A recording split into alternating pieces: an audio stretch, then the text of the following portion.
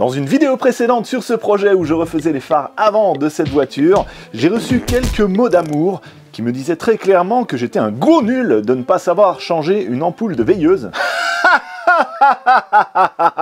Après m'avoir vu changer des joints de culasse, rôder des soupapes, travailler sur le moteur V6 2,7 litres HDI de la C666, vous pensez que je ne sais pas changer une ampoule veilleuse? Non, croyez-moi, le seul moyen de les sortir ces ampoules, c'était de les détruire. Bon, je vais quand même vérifier. Alors la veilleuse, on y accède par là. Tourner et tirer. Dans le capuchon, donc sur cette voiture, il n'y a pas besoin de démonter le pare-choc pour changer les ampoules. Ensuite, il y a la petite tirette qui se planque et il faut la tirer. Là aussi, pas besoin d'outils. Et maintenant, on me dit gentiment en commentaire qu'il suffit de pousser l'ampoule, la tourner et puis la sortir. Ok.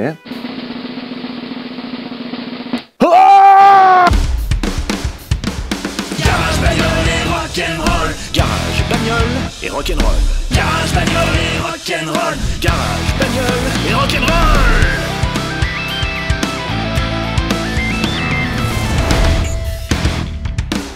Hey, salut à tous, bienvenue sur Garage Bagnole et Rock'n'Roll, l'émission où on apprend à tout faire soi-même sur sa voiture, même changer des ampoules veilleuses. Alors pourquoi est-ce que j'ai autant merdé dans cette vidéo pour enlever les ampoules veilleuses, vidéo que je vous remets ici en lien en haut à droite et en bas dans la description? Eh bien c'est pour principalement deux raisons. La première, c'est que pour sortir la veilleuse, vous avez vu, il y a une tirette à l'intérieur. Et au début, je pensais que cette tirette, il fallait faire un quart de tour et tirer, comme on le fait pour les caches qui sont derrière les phares. Mais non, il suffisait de tirer fortement pour tout sortir, donc j'étais déjà dans cet état d'esprit de il faut tirer. Deuxième raison, la plupart des ampoules veilleuses sur mes autres voitures, elles sont comme ça. C'est vraiment juste une ampoule en verre, sans culot en dessous, avec juste les petits fils là. Et donc ça se glisse et ça se clipse dans le support. Et ça ne se tourne pas. Donc voilà, j'étais pris dans ce mode de pensée qu'il fallait tirer pour la sortir. Et pas à un seul instant, j'ai pensé qu'il suffisait de tourner. Comme pour n'importe quelle ampoule à baïonnette. Mais ce n'est pas ça l'important. L'important, et c'est ce que j'essaye de vous montrer dans toutes mes vidéos, c'est que même si vous ne savez pas faire, essayez, lancez-vous, faites-le. L'important, c'est d'arriver à un résultat. Peu importe la méthode. Oui, on va perdre du temps. Oui, on risque de faire un petit peu des dégâts. Mais on s'exerce, on apprend et on progresse. Et ça, c'est bien plus important que d'avoir tout de suite la bonne méthode. Je suis pas là pour essayer de vous démontrer que je suis le meilleur dans ce que je fais, que tout ce que j'entreprends, je le réussis. Bien au contraire, je vous montre toutes mes erreurs, toutes mes approximations, mes tâtonnements, parce que c'est de ça qu'on tire les meilleures leçons. Et là, par exemple, je m'étais entêté dans une technique qui ne marchait pas. C'est quelque chose qui peut arriver à tout le monde, hein, et pas que pour des ampoules. Donc là, en voyant que ça ne marchait pas, ce que j'aurais dû faire, c'est simplement arrêter, prendre un peu de recul, réfléchir à ce que je faisais, me documenter un petit peu plus, et puis enfin trouver que oui, ça se débranche simplement en tournant et en tirant. Pour terminer avec ces histoires d'ampoules à baïonnette, il y a peut-être un truc que je peux vous apprendre. Il existe des ampoules qui ont deux filaments dans la même ampoule. C'est en général pour les feux arrière, feux de stop. En dessous, il y a bien les deux connexions. Et sur les côtés, il y a deux ergots qui ne sont pas à la même hauteur. C'est pour bien différencier un filament de l'autre. Il y en a un qui éclaire plus que l'autre, celui qui est pour les feux stop. Et bien, il y a des gens, ils arrivent à se gourer en se trompant de sens. Et ils forcent l'ampoule dans la douille. Et du coup, quand ils allument leur phare, il y a un des côtés qui éclaire plus que l'autre. Et puis quand ils appuient sur la pédale de frein, ça augmente un petit peu la luminosité, mais pas assez. Donc il y a un sens, et il ne faut pas se tromper de sens. Il y a deux encoches dans le support de l'ampoule pour ces ergots, et ils sont à des hauteurs différentes, il ne faut pas se tromper de sens. Voilà, donc si vous ne le saviez pas, dites-le moi en commentaire. Alors, dans cette vidéo, je comptais faire la mise en peinture de la partie arrière qui avait été accidentée, du pare-choc arrière et du pare-choc avant. Il y a des endroits où il y en a bien besoin. Et avant de mettre en peinture, il faut que je rebouche les trous, que je refasse l'étanchéité à l'arrière avec un mastic spécial polyuréthane. Je l'ai commandé, mais il n'a toujours pas été expédié. J'ai passé ma commande pendant les vacances, donc là, il y a du délai dans l'expédition. Donc ce que je vais faire, je vais préparer les pare-chocs, et puis surtout, je vais tester un kit de rénovation de phares que beaucoup d'entre vous m'ont conseillé. Voici donc le fameux kit que j'ai reçu en un jour ouvré, grâce à l'efficacité d'Amazon. Alors il y a une tasse dans laquelle on va mettre un produit, tasse qu'on va brancher, il y a une petite prise ici dans le manche et qui va chauffer un liquide, on a 2 cartouches ici, liquide qui va bouillir. Ça, qu'est-ce que c'est? Une cale pour poncer. Ils nous fournissent du papier. Alors moi, le ponçage, je l'ai déjà fait. Hein. Ça va du 180, toutes les finesses jusque 1000. On nous fournit une notice qu'il ne faut surtout pas lire. Un scotch de masquage complètement ridicule. Donc là, il y a un joint à mettre autour de ça. Petit entonnoir. On peut aussi faire comme ça. Ok, bon, je vais prendre celui-là. Mais avant de l'utiliser, je vais démonter le pare-choc.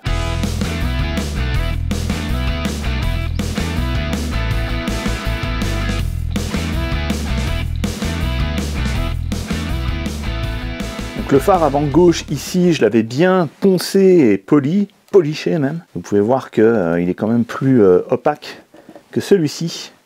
Donc je vais tester le kit sur celui-là. J'enlève la poussière. Alors, liquide polymérisant, ça veut dire que ça va faire du plastique. Il faut le dégoupiller. Donc là, je porte des lunettes. Hein. Et même après, un masque.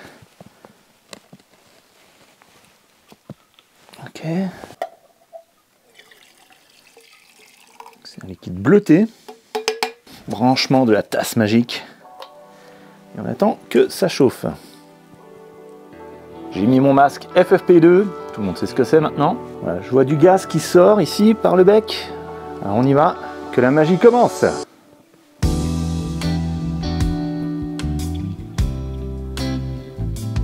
Ah, c'est pas mal.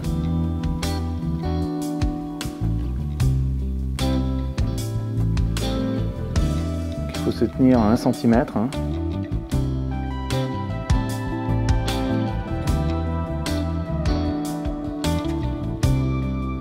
Et ça sent la colle en fait. Hein.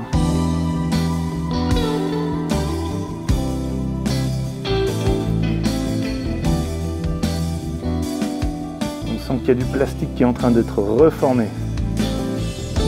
Pas mal. Écoutez, c'est impressionnant. Hein. Voilà, 1 minute. Là, franchement, résultat bluffant. Beaucoup plus facile que de mettre du vernis. Hein. Surtout que le vernis, c'est difficile. Moi, à chaque fois que j'en mets, ça rate. Donc là, je suis très content.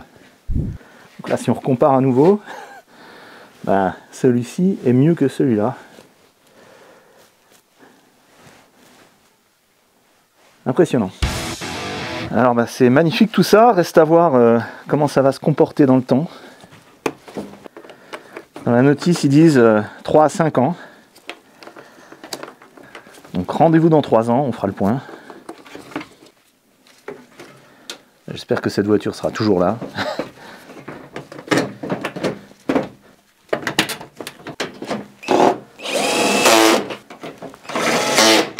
Impec. Alors je récupère le produit. Je dirais à vue de nez, j'en ai utilisé la moitié.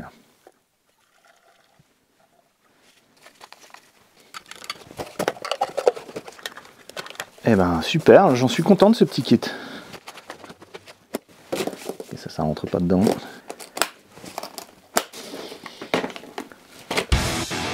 Neuf. C'est juste fou. Eh ben, si j'avais 30 ans de moins, jeune adolescent, toujours en manque d'argent, vous savez ce que je ferais? Eh bien, ce petit kit-là, je l'achèterais. Donc, il m'a coûté 50 € et j'irai sonner chez les gens. Bonjour madame, est-ce que vous avez une voiture? Oui, j'ai une petite voiture, oui. Ouais, tu veux quoi? Première technique de vente, décrocher un oui. C'est ce qu'on appelle avoir le pied dans la porte. Vos phares sont sûrement ternis. Et il y a des chances que ça ne passe plus au contrôle technique. Ah bon? Oh là là, mais qu'est-ce que je vais faire? Oh là là, ça risque de pas passer le contrôle technique. C'est ce que je lui dis moi au contrôle technique. Deuxième technique de vente, jouer sur la peur pour générer un sentiment d'urgence. Écoutez, là j'ai un kit de rénovation de phares, je peux vous les rendre neufs, ils seront translucides comme au premier jour, et puis vous me donnez ce que vous voulez. Ah bah oui, alors d'accord, hein, allez-y, elle est en bas. Ouais, vas-y, fais-le. Mais si tu rayes ma bagnole! Et là, vous faites les phares, vous devriez en avoir pour 20 minutes, une demi-heure si vous vous débrouillez bien. Waouh, mais c'est super, comment vous avez fait? Mais trouve-toi un vrai métier, clochard! Foutrais, moi, porte à porte, là, comme ça. Et là, vous faites tout le quartier ou tout le village. Normalement, à la fin de la journée, vous devriez avoir au moins 200 balles. Hein.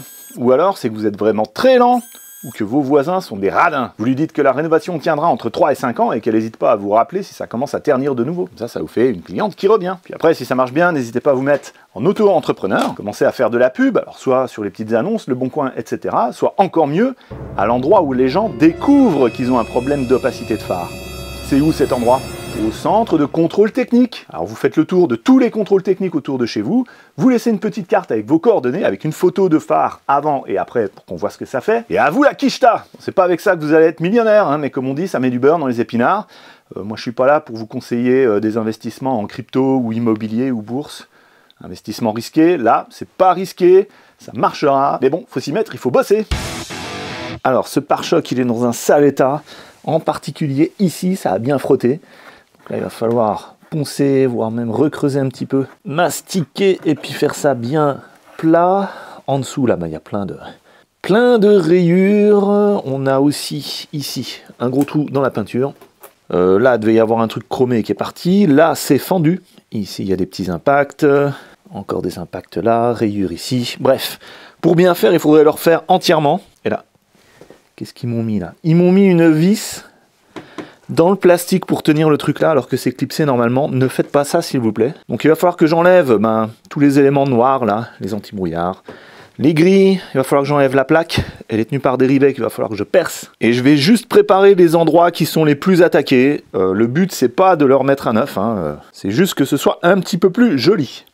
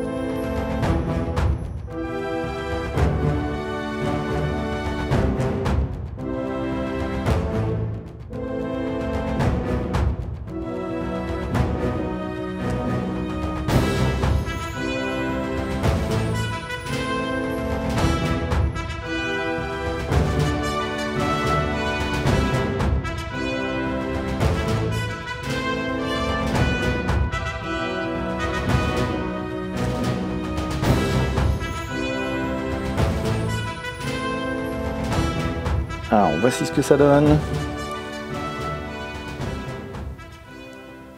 C'est pas parfait, mais c'est quand même mieux qu'avant. Au toucher, c'est vraiment tout lisse.